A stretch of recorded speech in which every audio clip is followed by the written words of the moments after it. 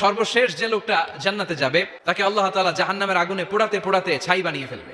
আল্লাহ বলবেন, জিব্রাইল যাও একটু দেখো একটা মাত্র সেজদা দিয়েছে আমাকে, এরকম কাউরে পাওয়া যায় কিনা। খুঁজে খুঁজে কাউরে পাবে না। আল্লাহ বললেন আবার দেখো, খুঁজে খুঁজে একজনকে পাবে, সামান্য ইমানের ছিটে ফোঁটা তার অন্তরে ছিল।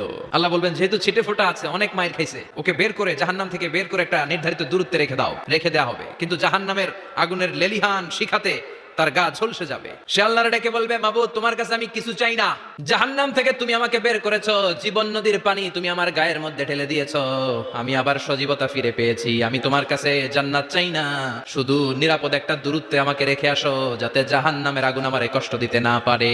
আল্লাহ জিব্রাইলকে বলবেন যাও এমন দূরত্বে রাখো যাতে জাহান্নামের আগুন ওরে কষ্ট না দেয়, রেখে আসা হবে। অনেকদিন সে ওখানে আনন্দে থাকবে, আল্লাহ শুকরিয়া করবে, সে মনে মনে বলবে বেঁচে গিয়েছি আমি। অনেকদিন থাকার পরে মনে মনে ভাববে বাইসা তো গেছি, কিন্তু নতুন করে একটু ট্রাই করে দেখি। আল্লাহ আগেই বলে রাখে আমি কিন্তু জান্নাতে যেতে চাই না। আল্লাহ বলবেন কি চাও?